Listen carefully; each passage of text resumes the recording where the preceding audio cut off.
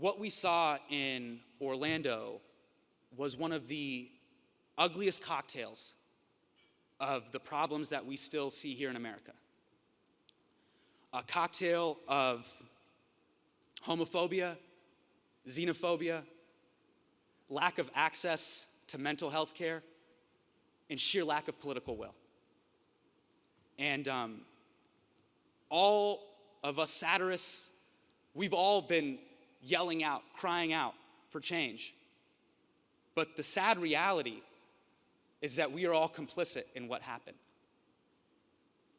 Every day in our workplaces, in our homes, in our religious institutions, there is covert or overt discrimination or phobia towards people of different religious, racial, or sexual walks of life.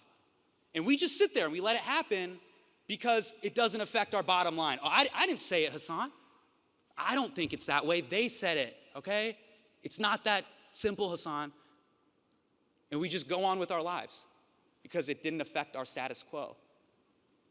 And the sad reality is stuff like this is going to continue to happen unless we recognize that civil liberties are an all or nothing game. A rising tide lifts all boats. It's not pick or choose. So whether you like it or not, we all have to step up and fight for each other. Otherwise, the whole thing is a sham. And until we do that, hijabis are going to get harassed in the streets. Members from the trans community are going to be demonized for using the bathroom. And my brothers and sisters in the African American community, their spines are going to continue to get shattered in the back of paddy wagons until we stand up and say something. And the thing that hurts me the most is I wish I would have done more. To my brothers and sisters in the LGBTQ community and every marginalized community, I'm sorry I didn't do more. And the same goes for Congress.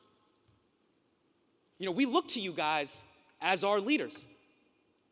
You make almost $200,000 a year to write rules to make our society better. Not tweet, not tell us about your thoughts and prayers, to write rules to make our society better. And ultimately it comes down to money and influence. And right now, since 1998, the NRA has given $3.7 million to Congress.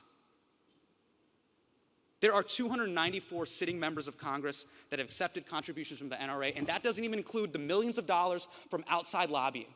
So before I get up here in my liberal bubble and I ask for gun control and universal background checks and banning assault rifles, we got to be able to have the conversation. And right now, specifically Congress has blocked legislation for the CDC to study gun-related violence. We can't even talk about the issue with real statistics and facts.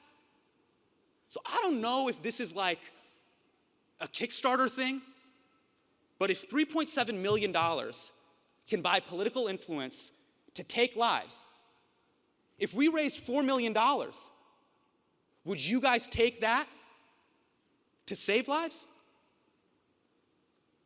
I don't know.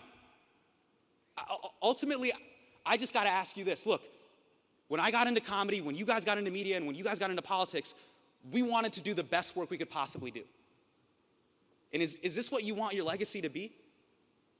That you were could have done something, Congress, but you didn't because of outside lobbying? That you were complicit in the deaths of thousands of Americans? And look, I know being a member of Congress is hard. You got to placate your base. You got to look out for re-election. You got to answer to lobbyists.